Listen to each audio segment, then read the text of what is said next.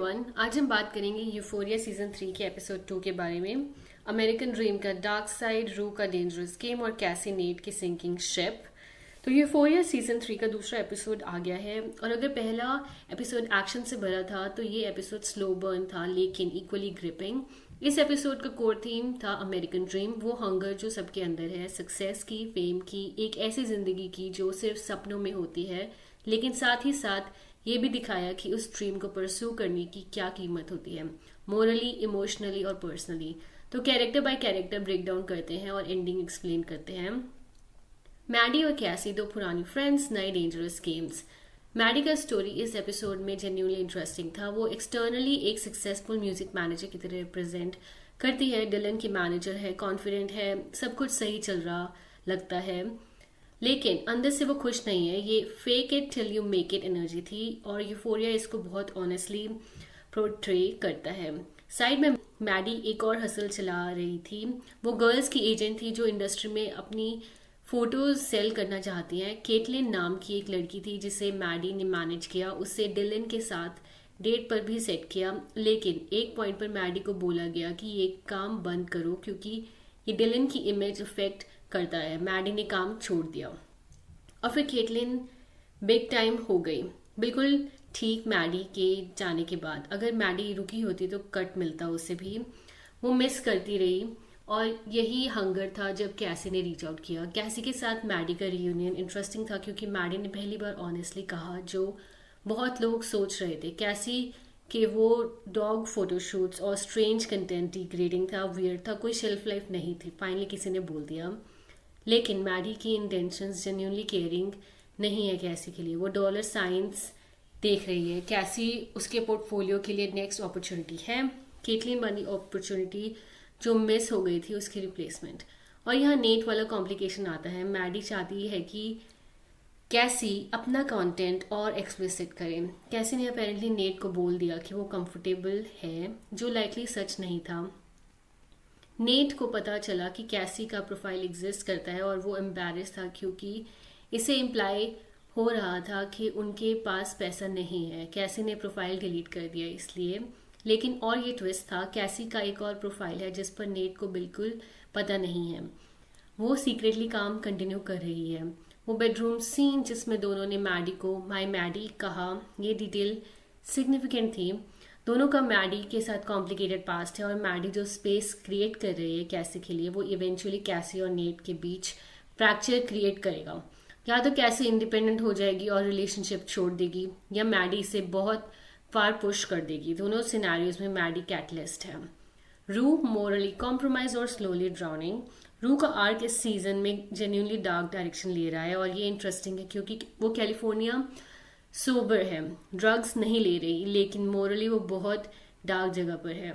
Alamo ने उसे एक क्लब रन करने की रिस्पॉन्सिबिलिटी दी है। पहले एपिसोड के Apple shot of her head moment के बाद ये एक पावर मूव था अलामो की तरफ से। रू को फोल्ड करना, उसे अपनी टीम में लेना। लोरी वाला कॉन्फ्लिक्ट समझ में आता है। लोरी की सक्सेस इसेंशियली अलामो की वजह से थी। अलामो ने उसे अपॉर्चुनिटी दी थी लेकिन लोरी ने उसे पिग बुलाया और एपिसोड के एंड में एक एक्चुअल पिग अलामो के ऑर्डर्स पर प्लेस की गई। ये एक सिनिस्टर वार्निंग था। अलामो एक डेंजरस मैन है। रू का बिगेस्ट मॉरल टेस्ट एंजल के साथ था। एंजल टिश की बेस्ट फ्रेंड थी, वो लड़की जो अलामो के क्लब में मरी थी और डेथ कवर अप की गई थी। रू ने एंजल को बता दिया कि टिश मरी है और सब कुछ कवर अप हो रहा है। एंजल ऑब्वियसली स्पाइरल में चली गई और फिर अलामो ने कहा कि एंजल को रिहैब जाना है और या तो वो मर जाएगी, और उन्होंने रू को कन्विंस करने की जिम्मेदारी दी, उसे प्रमोशन का लॉलीपॉप देखी। यहाँ वो मोमेंट था जो जेन्युइनली अनसेटलिंग था। एंजल ने कार में मेंशन किया कि कैलिफोर्निया में सबसे ज़्यादा लोग मिसिंग होते हैं। वो रिहैब क्लिनिक देख के dark lights, rude receptionist, dirty nails, flickering lights, ये रिहैब नहीं लगता। ये लगता है कि अलामो ने अरेंज किया है कि एंजल डिसअपियर हो जाए।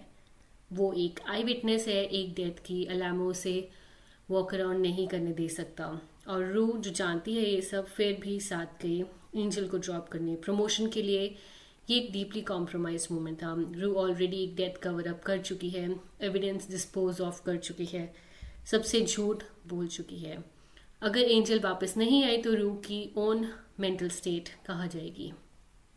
जूल्स का कैमियो भी मीनिंगफुल था। वो आर्ट कर रही है लेकिन एक मैरिड मैन के पेंट हाउस में रह भी रही है। मिनिमम एफर्ट मैक्सिमम लाइफस्टाइल, ये भी हसल है एक डिफरेंट काइंड का। और रू ने मेंशन किया कि वो चाहती है वो अभी भी हाई स्कूल में होती।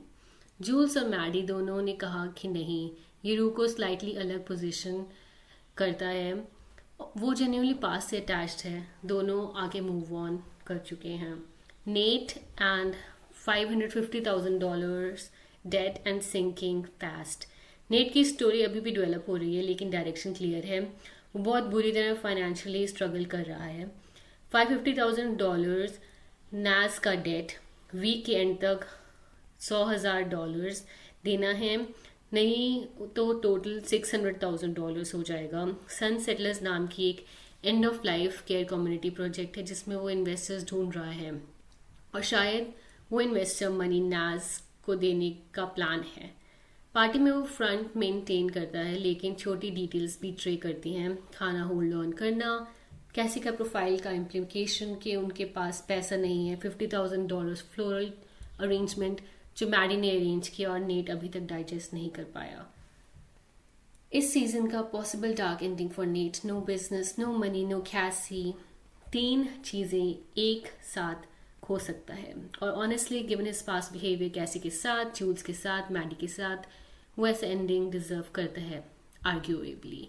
पहले एपिसोड से थोड़ा स्लोअर था लेकिन थीमेटिकली रिचर था। अमेरिकन ड्रीम का जो एंगल है, हर कैरेक्टर किसी ना किसी हसल में है। ये जेन्युइनली इंटरेस्टिंग स्टोरी टेलिंग है। रू और कैसी ने एपिसोड कैरी किया। नेट का स्टोरी अभी डेवलप हो रहा है लेकिन पोटेंशियल है। जूल्स और मैडी को प्रॉपर स्क्रीन टाइम मिला जो पहले एपिसोड में मिसिंग था। एरिक डेन जो रिसेंटली पास्ट वे का सीन इमोशनली हैवी था, जानते हुए कि रियल लाइफ में क्या हुआ उनके साथ। उनका परफॉर्मेंस देखना एक अलग लेवल का इमोशन था। शो ने उन्हें रिस्पेक्टफुली हैंडल किया इस सीन को भी। लैब्रिंथ का म्यूजिक का एब्सेंस क्लियरली फील होता है। वो स्पेसिफिक इमोशनल टेक्सचर जो यूफोरिया सिग्नेचर था वो थोड़ा मिसिंग था। लेकिन ओवरऑल ये सीजन अभी भी एंगेजिंग है। नीचे कमेंट्स में बताओ क्या आपको लगता है एंजल वापस आएगी और कैसी नेट का क्या होगा। लाइक एंड सब्सक्राइब ज़रूर करिएगा, it really helps the channel.